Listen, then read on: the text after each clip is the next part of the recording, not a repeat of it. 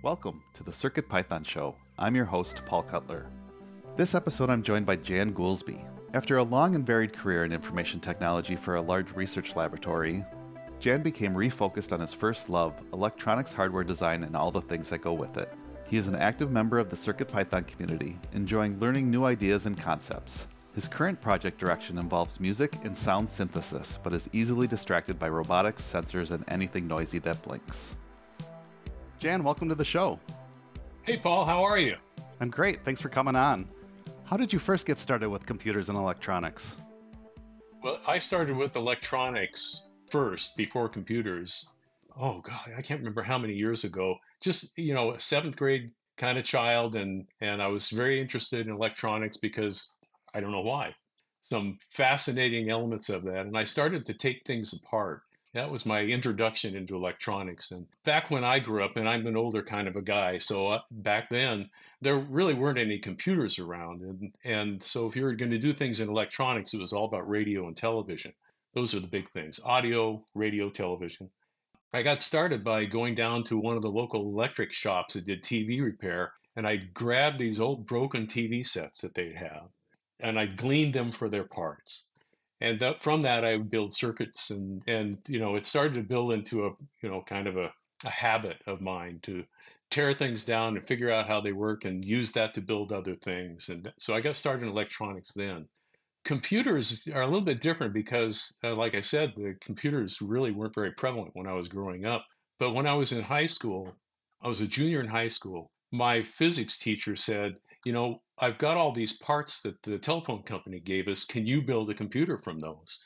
And I thought, well, I certainly can give it a shot. So I built my first relay digital computer back when I was about 16, 17 years old. And a couple of years later, when I was in college, I started to build from TTL circuits and put together a computer from that. And then I went through the cycle when computers became a lot more prevalent. I learned how to program in BASIC and a few other things. But I've always been focused on the hardware side of it.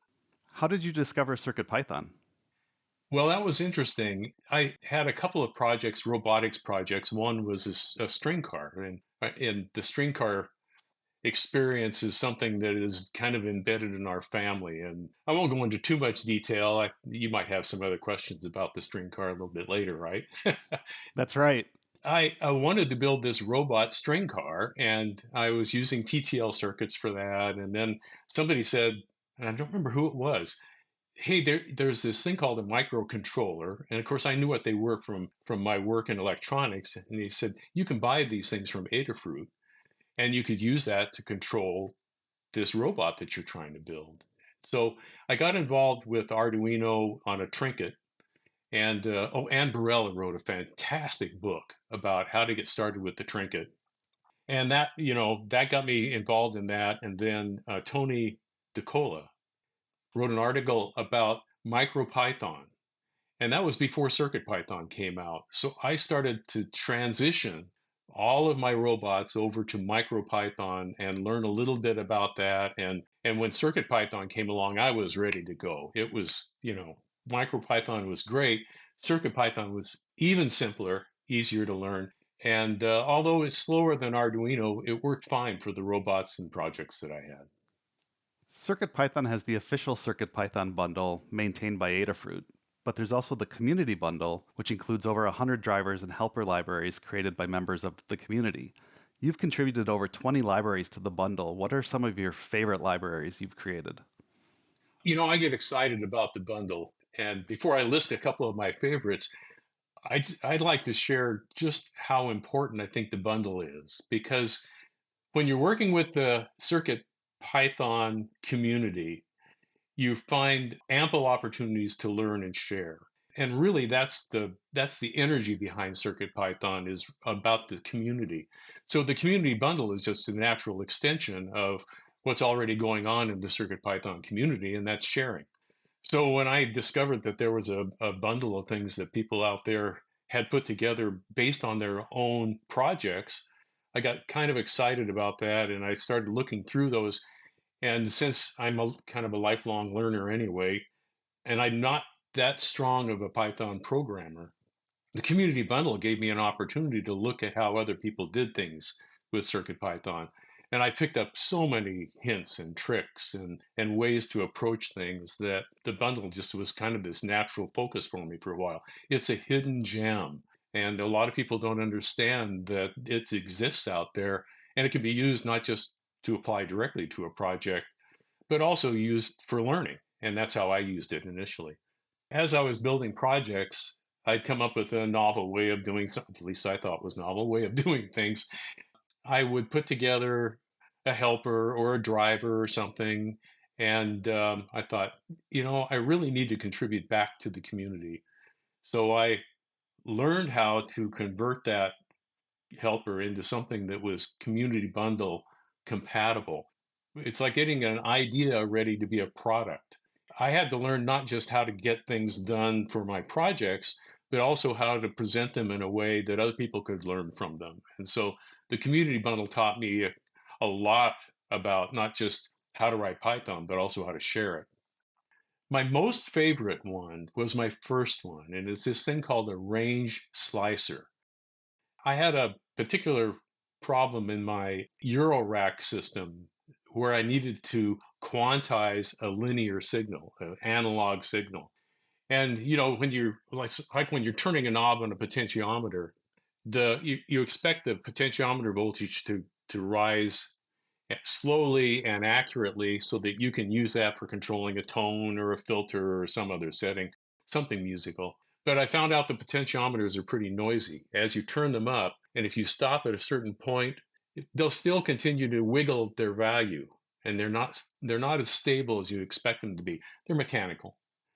And so the range slicer is something that I use to smooth out the way that a potentiometer works. And there are a couple of ways to do that. One is to run it through a filter, but that kind of slows it down. So I had to find a way that it used something called hysteresis. It determines the direction that the potentiometer is moving, and it waits until it gets to a certain point to say, hey, this is the value that you want, and it's stable. If you move the potentiometer up a little bit or down a little bit, that value stays rock stable. If you move it a little bit further down, then it jumps to the next stable value. So range slicer was really great for quantizing voltages into musical notes, into filter settings and things like that. So yeah, range slicer was my first one. That was a whole lot of fun to do. Recently, I've been working on graphics libraries for the community bundle. PaletteFader, that's one. Palette Filter is another one. And PaletteFader was interesting because it came out of kind of a moment of desperation. I had a matrix portal. I wanted to put a holiday display on the matrix portal. And when I first turned it on, it drew so much power. It was so bright, and it drew so much power that it just shut itself off. And a lot of the folks that have worked with the Matrix portal know exactly what I'm talking about. So I needed something that could control the brightness of that initial image before it shut down the microcontroller. And PaletteFader came out of that experience. And really, PaletteFader is pretty simple. Getting to the point of putting it into a library and understanding how it worked, that was the hard part. But PaletteFader, like I said, is one of my more favorite ones because it just looks at the palette of the image and it just scales down the values so they're not as bright. It scales down all three of the RGB values at the same time. And that's really how that works. So that's one of my favorites. I have, I might say I have 20 favorites, but they were all used in a project and they all seemed very useful to me, and that's why I shared them.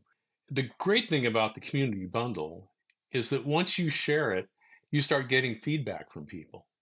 So PaletteFader, for example, I've received a lot of feedback and have improved in my ability to program in CircuitPython, and also how to write drivers and libraries and stuff to share with people because of that. What advice would you offer to someone looking to add a driver or library to the community bundle? My advice is it's very simple. It's that you're probably doing something that can be shared. If you're working on a project and you have a particular approach to solve a fairly unique problem, like you're trying to get rid of noise on a potentiometer or something like that, you can rest assured that somebody else is having that same issue, or they're looking for some advice on how to approach solving that problem. you're likely to already have something in your code that is shareable. So I just say, find something that you think is unique that somebody else could use and share it through the community bundle. There are some particular ways of doing that because there are standards that have been put into place to make sure that the code always functions and that it's readable and those kinds of things. There are learning guides and there are people like me that can help out. But I'd say getting started putting something in community bundle is very easy because you're already doing it. synthio was one of the highlights of CircuitPython in 2023. Tell me about the IoT wind chimes project that you did earlier this year using synthio. I love synthio. I am so impressed with synthio because coming from a musical background and working in the Eurorack and designing my own analog circuits to get sounds out, something as simple as CircuitPython that has a layer in there that's for generating oscillators I love synthio. I just love it. I could go on, but so the wind chimes project is an interesting one. I used to say, well, I have a problem. My problem is my wife and I have this problem. We collect wind chimes and they're out on the back patio on the other side of our house. We love them because we're both very musical and we love having soundtrack going all the time. But the thing is, we also listen to them at night to gauge what the weather is doing outside. We live in the desert of Washington State.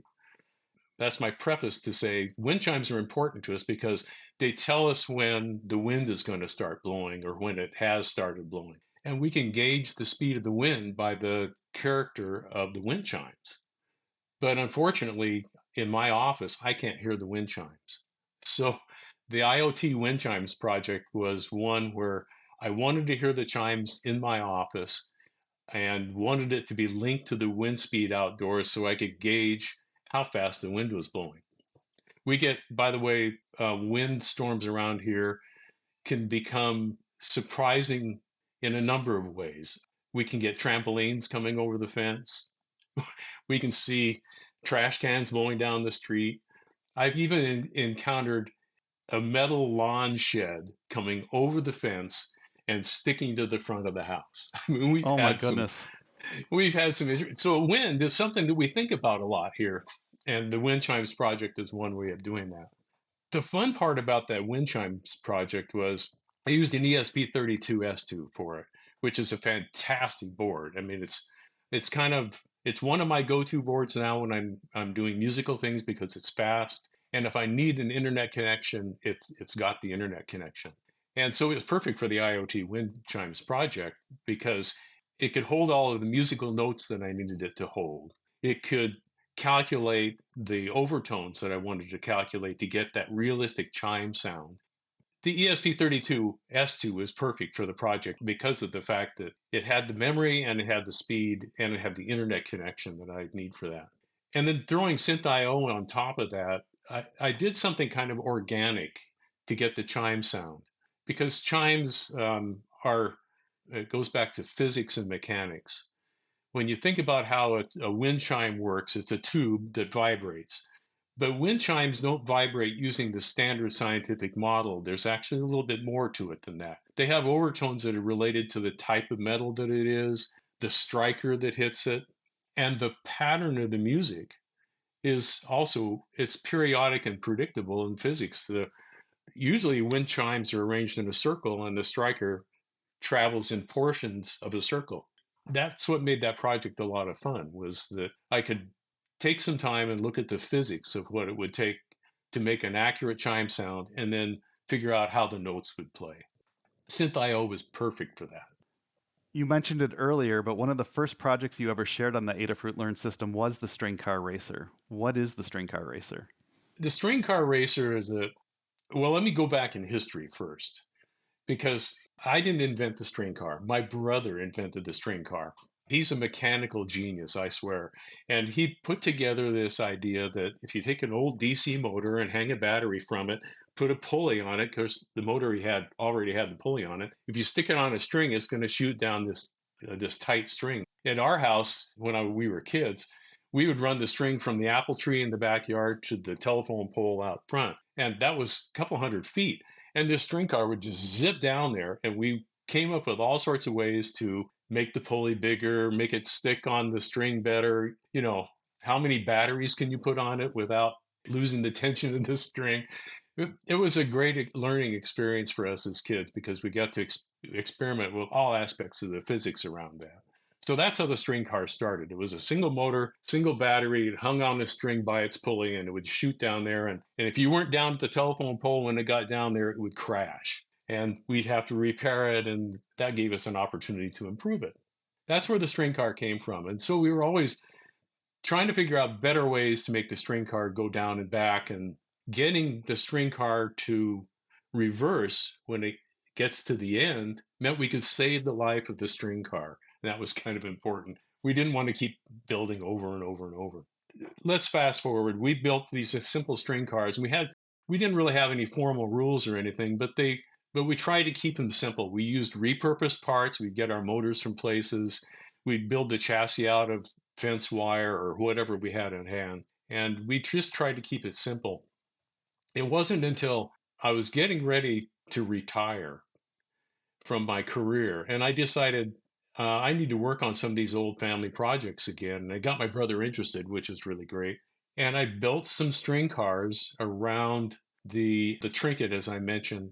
But I wanted to have the string car be smarter about collisions so that when it got to the end of the string, it would reverse and come back. And so came up with a design for a string car. I don't know how. I'm showing one right now. But if you go to the Learn guide that I wrote on the string cars, there's a section in there that talks about the advancements of the string car and some of the things that we did.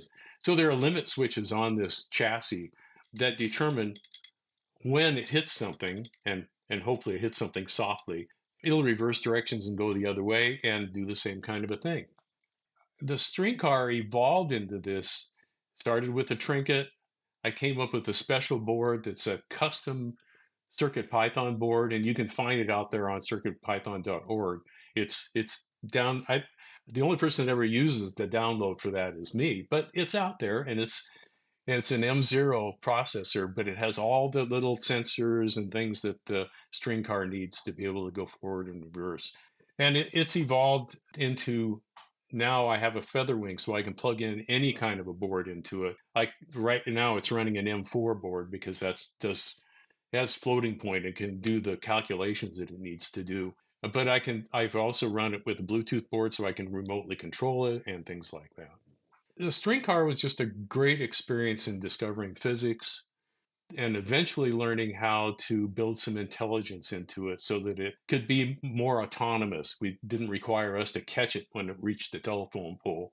So the string car was just really a great platform for learning those kinds of things. And it continues into, even today when I'm thinking about the physics of how the robot works. Right now, the string car is sophisticated enough to know, well, here's how it works. It goes very slowly down the string until it encounters a barrier, and it determines, oh, I know how long the string is now because it knows how long it took to get there, and it knows that based on the motor speed and timing. So now it can travel backwards towards the start as fast as it wants to because it knows when it needs to slow down to keep from colliding and falling off the string or worse. So that was a fun experience to go through the physics of figuring out how do you, without any sensors other than the time, how long does it take to get down to the end of the string and keep from colliding and falling off and getting damaged. So great experience. What a great project. I'll make sure I link to that in the show notes as well. Speaking of links, if people want to learn more about your projects, where should they go? Well, probably the best place to learn about projects is the Adafruit Learning System and the Adafruit Learning System Playground, because I've been putting more projects in the playground area. I also have a GitHub repository site that is Cedar Grove Studios, and you can put the link in the notes. I put most all of my projects out there, printed circuit boards I've designed, concepts that I've had, and many of the finished projects too, weather stations and some of the other things that I've worked on. Playground is a particularly good place to find not just my projects, but other projects that they're not quite finished enough or polished enough, to be a learning guide, but they contain a core idea about a project that you can learn from. That's where I put a project about a guitar pedal that I was trying to repair for a friend of mine. And I put the details out in the playground. I'll make sure I link to that as well. Last question I ask each guest. You're about to start a new project. Which board do you reach for? Well, most of my projects I try to I try to complete like a product. So I really like my projects to have a front panel. And the Pi portal is this almost perfect front panel. And it comes in three varieties. So you get the three different sizes. So Pi portal with the M4 processor in it, and it has an ESP32. That's a great choice for most of my projects. And that's, if I think about a project, that's the first one that I go to probably. That being said, I kind of like the Pi Badge and the Pi Gamer because they act like front panels too. I made a turtle bot where I used a robot that moves around using the turtle language. And I put a Pi Gamer on the top of that and that with a display, and that became the front panel for the robot. So front panels, that's my first choice. But I really discovered the ESP32S2 and the RP2040, especially the QtPy version, is perfect if you're dealing with sensors, and I love sensors. If you're trying to do something quick and dirty with a sensor and you don't want to have to solder a bunch of stuff, QtPy RP2040 is perfect. So that's 4 boards. That's about the best I could do. I can't pick just one. Who can these days? There's so many great choices out there. Yeah, it's fun. Jan, thanks so much for being on the show. Oh, you're welcome. I really enjoyed it. I have a big passion for working with other people and learning from what other people do, and the CircuitPython environment is just so perfect for that. Coming on this show and talking to you has just been a thrill. Thanks again. Thank you for listening. You can find transcripts in most podcast players, and show notes are available at www.circuitpythonshow.com. Until next time, stay positive.